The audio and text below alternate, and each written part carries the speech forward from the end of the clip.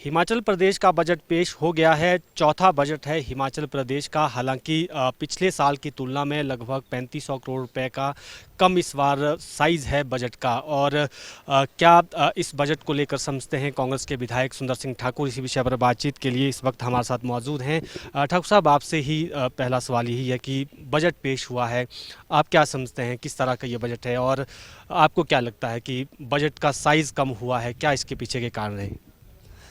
देखिए, ये जो फाइनेंसेस जो भी होते हैं वो बजट में जो भी इसका स्वरूप बनता है, आप जानते हैं बजट कई सालों से आप भी कवर कर रहे हैं।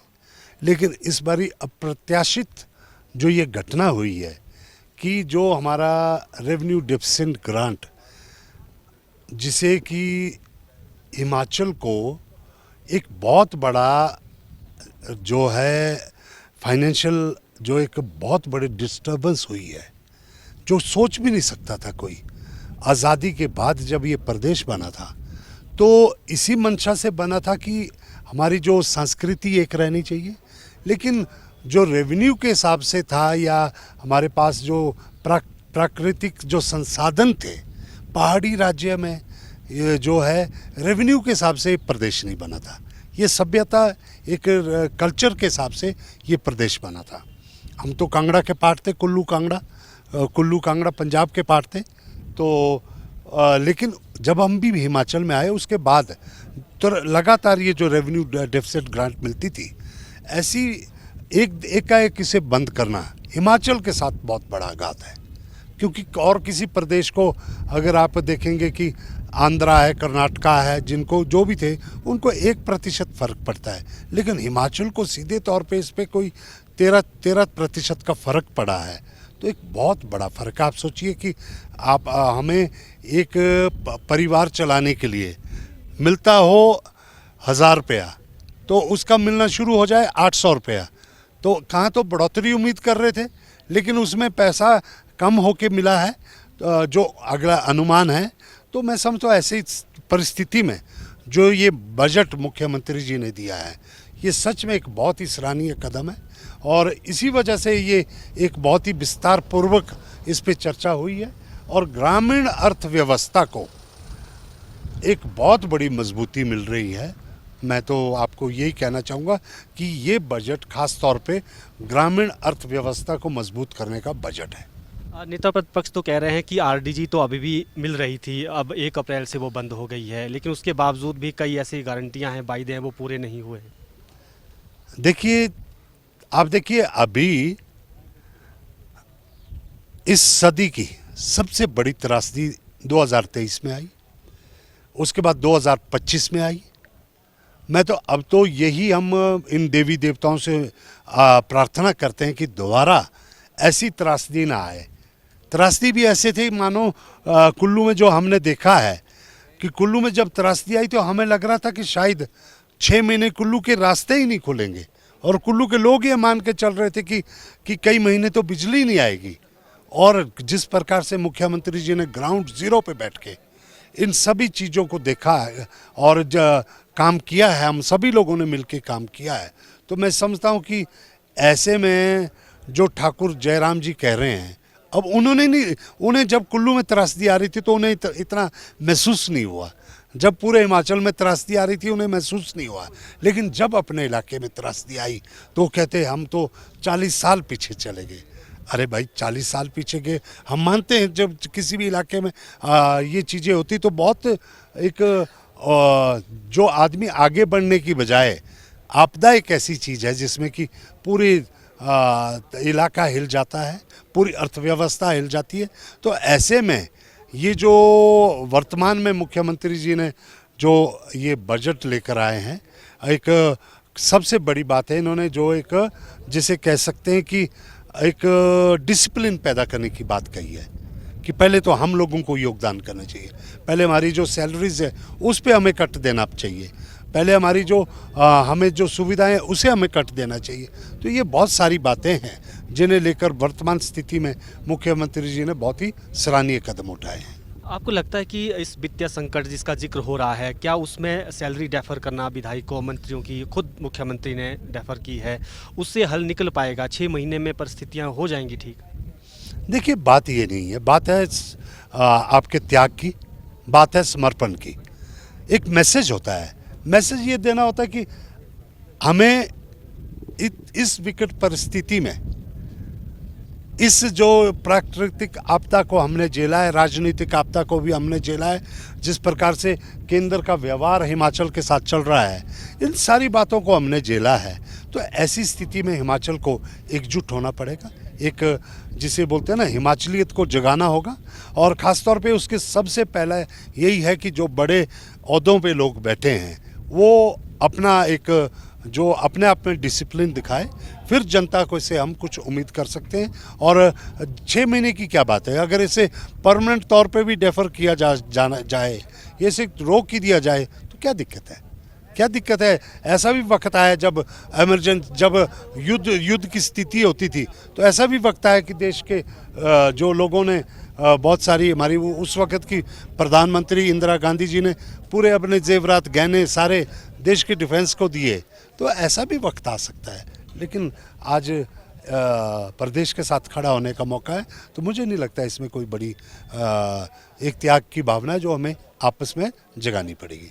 विपक्ष का कहना है कि जैसी परिस्थितियां हैं, जैसी परिस्थितियों में ये बजट पेश हुआ है, कट लगा है बजट में, पिछली बार से 3500 करोड़ कम हुआ है, तो ऐसे में ये वित्तीय आपातकाल की तरफ प्रदेश बढ़ रहा है, ये उनका कहना है। देखिए, ये क्या है, एक इन्होंने पहले कोशिश की कि ऑपरेशन लोटस किया जाए, जब ये वहाँ पे कामयाब नहीं हुए, फिर उन्होंने कोशिश की कि अब सीधे तौर पे ये कोशिश है कि इमरजेंसी कब कब लगती है, इमरजेंसी को, फाइनेंशियल इमरजेंसी को धकेलने की तरफ ये एक कोशिश है। किस प्रकार से हम देख रहे नहीं है कि लद्दाख में क्या हो रहा है, जम्मू कश्मीर में क्या हो रहा है। ये जितने भी स्टेट्स जहाँ पे इनको लगता है कि उनका जो दबदबा कायम नहीं रह सकता है, उनमें या तो ये ऑपरेशन लोटस करते हैं या फिर ये फाइनेंशियल ऐसी विकट परिस्थितियां पैदा करने की कोशिश करते हैं। आज देखिए आप, हमारे जंगल हमारे हैं, जल हमारा है, जो भी हम प्रपोजल लेके जाते हैं उत्तराखंड में, तो मैंने आपको बताया ना, जब उत्तराखंड में त्रासदी आई थी, मैंने विधानसभा में इसको रखा था कि उत्तराखंड में जब केदारनाथ की त्रासदी आई थी, 9000 करोड़ का नुकसान था। सीधे तौर पे तब यूपीए की सरकार थी, उन्हें 4500 करोड़ मौके पे दिया। आज तो 2023 का जो हमारा आपदा का 10-12 हज़ार करोड़ का नुकसान है, उसका भी 450 करोड़ अब मिल रहा है। देखिए, justice delayed is justice denied. ये तो वो है ना कि मरने के बाद आप घी पिला रहे हैं। अब आज हमें ज़रूरत है कि हमारे प्रदेश को राहत बचाव कार्य में, हमारे को रिहेबिलिटेशन में पैसा लगाना है। घर गिर गए हैं, सड़कें टूटी है, आज ज़रूरत है। 2 साल के बाद आप उसका मुआवजा दे रहे हैं, वो भी ऊँट के मुंह में जीरे के बराबर। 10-12 हज़ार करोड़ का है, 4500 करोड़ आप बोल रहे कि ये तो 23 का है। लेकिन ये देखिए, आज जब हम किसी प्रदेश पे विकट परिस्थिति आती है, उनके साथ खड़ा होना ही बहुत बड़ी बात है। आप देखिए, प्रधानमंत्री जी ने क्या किया, 1500 करोड़, आज से कोई 6 महीने अब होने को जा रहे हैं कि 1500 करोड़ घोषित किए, अभी तो एक पैसा नहीं आया। पंजाब के मुख्यमंत्री भी यही कह रहे हैं कि साढ़े हिमाचल वाले भी कुछ नहीं मिला, सानू भी कुछ नहीं मिला। वहाँ पे 1600 करोड़ बोल के गए। देखिए, इतने बड़े स्तर पे इतनी बड़ी बात को जुठलाना, इतने मंच पे बातों को कहना और फिर उसे पूरा नहीं करना, आप समझ सकते हैं। आत्मनिर्भर हिमाचल की बात हो रही है, तो आपको लगता है कि ऐसी परिस्थितियों में ये टारगेट पूरा हो पाएगा 2027 में? और विपक्ष तो इस पर सवाल भी उठा रहा है। देखिए, आज मैं आपको बताऊं, हम सभी ग्रामीण परिवेश से हैं। गांव में जो एक सबसे बड़ा जो रोज़गार का साधन है, जिसमें कि महिलाएं सुदृढ़ होती है, वो है दुग्ध, पशुपालन। नई जनरेशन के बच्चे पशुपालन से भी दूर हट रहे थे, क्योंकि बाज़ार से दूध सस्ता मिलता था और अपनी पैदावार करना महंगा पड़ता था। लेकिन आप सोचिए, जो 25 रुपये का, क्योंकि मैंने खुद एक डेयरी के प्लांट चलाता था, जैसे सरकार ने घोषित कर दिया, मैंने अपना डेयरी प्लांट बंद कर दिया। मेरे बच्चे काम करते थे, वो चलाते थे, लेकिन सरकार ने जब इतनी बड़ी घोषणा की, तो आज संभव ही नहीं है कि कोई प्राइवेट व्यक्ति वहाँ टिक पाए। ये तो सरकार ही है, देखिए आप 20 लीटर अगर दूध एक परिवार पैदा करता है तो आप 60-61 रुपये और 6 रुपये आपको ट्रांसपोर्ट सब्सिडी मिल रही है, तो आप लगभग आप ये मान के चलिए, चलो 60 रुपये ही माने तो लगभग एक दिन का 1200 है ना जी, और आपको 36,000 रुपये एक परिवार में आ रहा है। कितनी बड़ी बात है। आप 36,000 में से 6,000 रुपये गाँव का खर्चा रख लीजिए, आपको 30,000 रुपये शुद्ध आपके परिवार को आ रहा है और महिला सदस्य को आ रहा है। एक बहुत बड़ी बात है कि आज ग्रामीण अर्थव्यवस्था को आप देखेंगे, हल्दी का 150 रुपये कर दिया, जो लोअर हिमाचल में जहाँ पे बंदर का आतंक था, लोग खेती छोड़ चुके थे, वहाँ हल्दी का पैदावार होगी।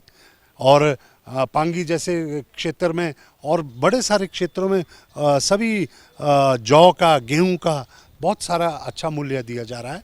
और मत्स्य पालन के लिए अभी हमारे ट्राउट फार्मिंग के लिए दिया जा रहा है। ग्रामीण आप देख रहे हैं कि जो नए डेस्टिनेशन खुल रहे हैं, जहाँ पे हमारे को होम स्टे अगर कोई करता है 10-20 कमरे के लिए, उनको जो है ये इंटरेस्ट इंटरवेंशन स्कीम दी जा रही है। पशुओं को खरीदने के लिए पैसा दिया जा रहा है। ये छोटी छोटी स्कीमें बड़े जो है ग्रामीण स्तर पे लागू की जा रही है। इनमें इनका बड़ा फ़ायदा जो निकट भविष्य में होने जा रहा है। और बिल्कुल आत्मनिर्भरता की तरफ आप देख रहे हैं कि हिमाचल की जो पर कैपिटा इनकम बहुत बड़े स्तर पे इंक्रीज़ हुआ है। तो ये यही वजह है कि जो ये दूध का पैसा है या हमारे जो समर्थन मूल्य जो दिए जा रहे हैं, जो ग्रामीण अर्थव्यवस्था को मजबूत किया जा रहा है। और लोगों को आप एक गाय का यही नहीं है लेना देना कि आप एक गाय पाल के सीधे तौर पे दूध से तो पैसा आ रहा ही है, लेकिन प्राकृतिक खेती की तरफ जब आप बढ़ते हैं तो उसके बाद भी बहुत बड़ा पैसा आ रहा है। मैं अभी भूटान में, आप देखिए भूटान जो तरक्की कर रहा है, भूटान में पूरा प्राकृतिक वो देश है, उसमें कोई भी खाद या इंसेक्टिसाइड, पेस्टिसाइड, मैं गया था, कुछ भी अलाउड नहीं है। वहाँ इको टूरिज़्म चल रहा है। इको टूरिज़्म और ये ग्रामीण अर्थव्यवस्था जो ये पशुपालन के माध्यम से सुदृढ़ होगी, इससे बिल्कुल आत्मनिर्भर हिमाचल प्रदेश होगा।